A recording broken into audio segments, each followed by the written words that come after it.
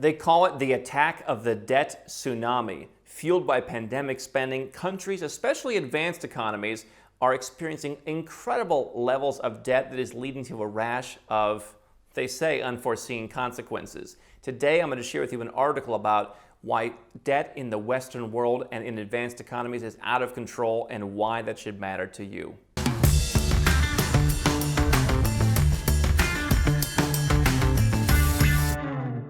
Hi, I'm Andrew Henderson. I'm the author of the best-selling book, Nomad Capitalist, on Amazon, and the founder of Nomad Capitalist, where we help 7- and 8-figure entrepreneurs and investors legally go where you're treated best. Everything from lowering your taxes overseas, getting a Plan B second citizenship, buying real estate, or making other investments in new boom markets. You can learn more at nomadcapitalist.com. So here's the article. I've been saving this one for a while from CNBC.com. This is from the end of 2020, but I wanted to share it with you because I think it's even more relevant today.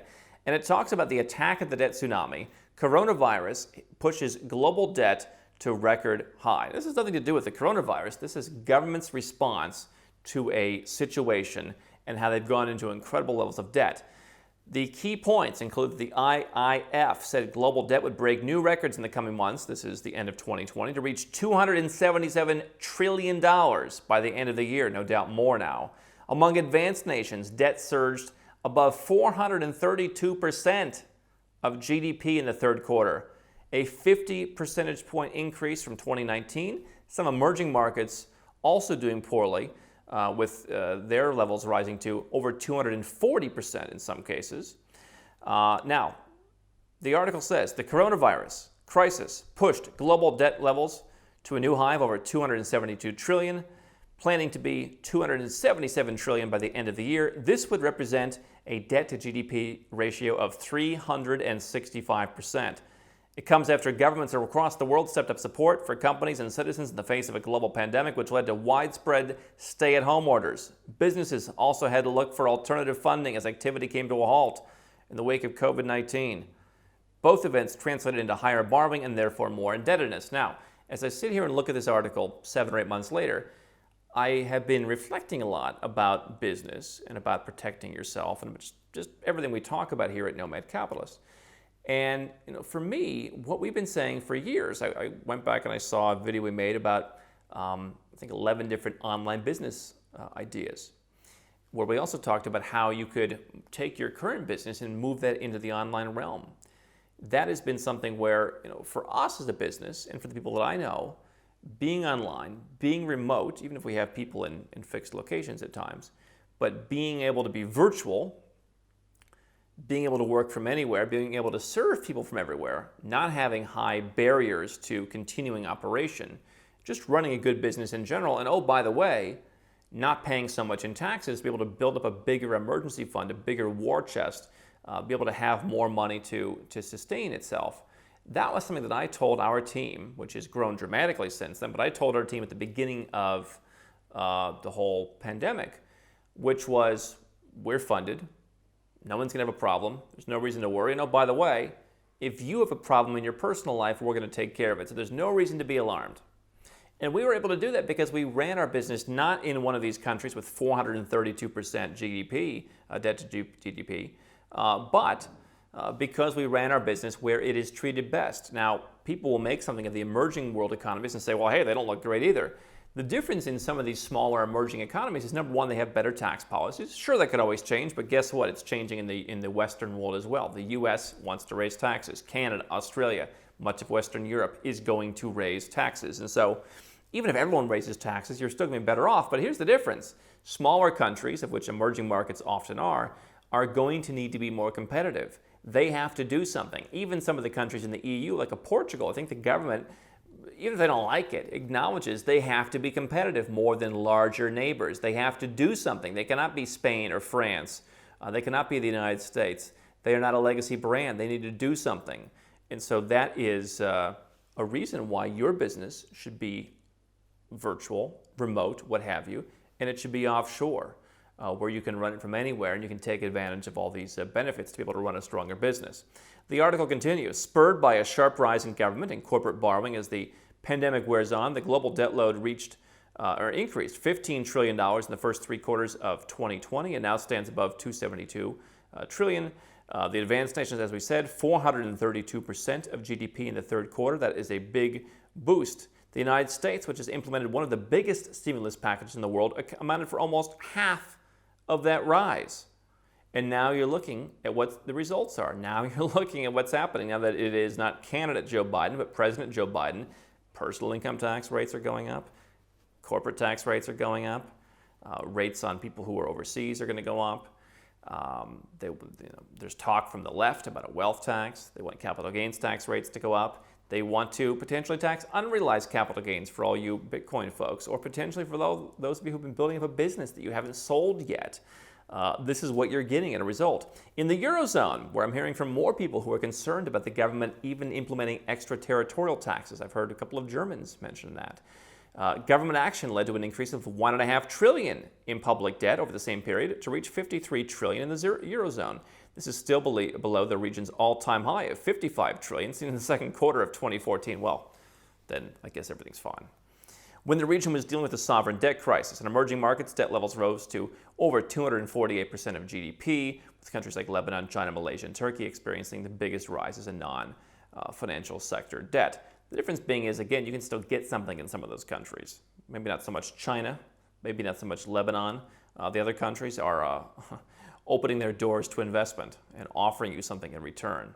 However, the pandemic is not the sole factor to blame for this massive level of global debt. The pace of global debt accumulation has been unprecedented since 2016, increasing by over $52 trillion, the IIF said, which to me points to the fact that, let's take the U.S., one of the biggest causes of this rise. You've had Republicans in power, you've had Democrats in power. It doesn't make a difference. While some $15 trillion of this surge has been recorded in 2020 amid the pandemic, the debt buildup over the past 4 years has far outstripped the $6 trillion rise over the previous 4 years. So this is a trend. And they say larger debt levels put governments, companies, and households at a higher risk during economic downturns as they're required to service that debt. So as a person, as a company, I have committed to being debt-free.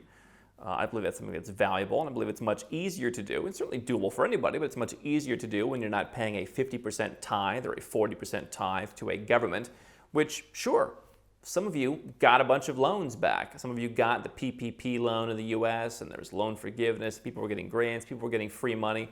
Here's what I say if you're a 7 or 8 figure entrepreneur. Don't participate in any of this madness. You don't need their free money, only when bad times come. Go out, go where you're treated best, stay away from the countries where 432%. And here's the bigger problem.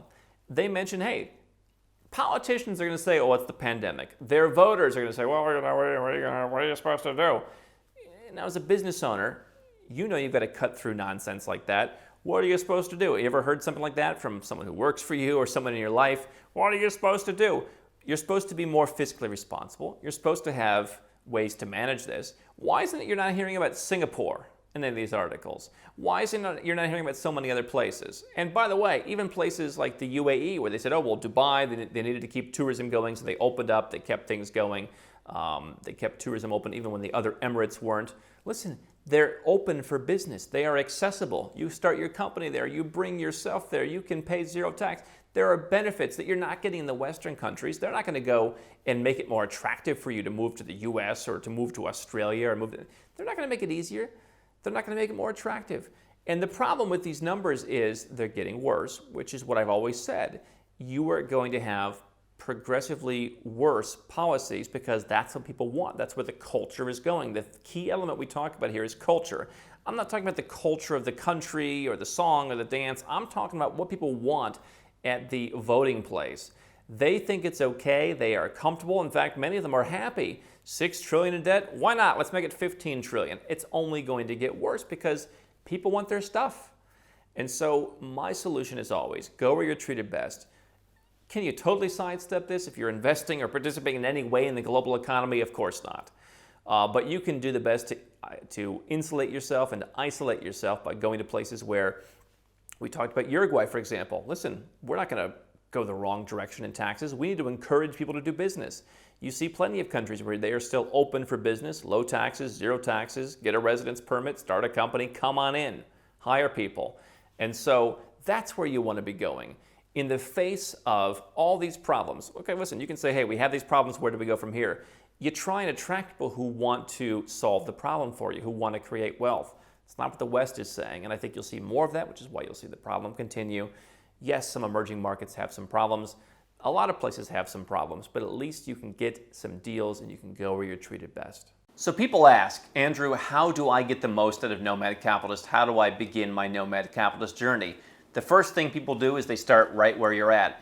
They watch YouTube, they listen to podcasts, they read articles at nomadcapitalist.com. We've spent years creating thousands of pieces of free content so that you can get the vibe from someone who's actually done this, from someone who's actually been in your shoes.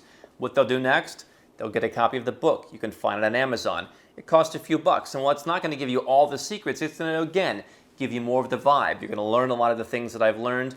You're going to learn some strategies you can employ, and you're going to get a lot further in your journey.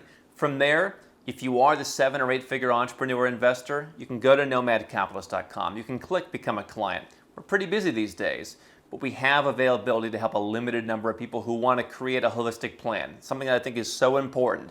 So if you want to do that, go to nomadcapitalist.com, click Become a Client, learn more about how it works and how we can help you.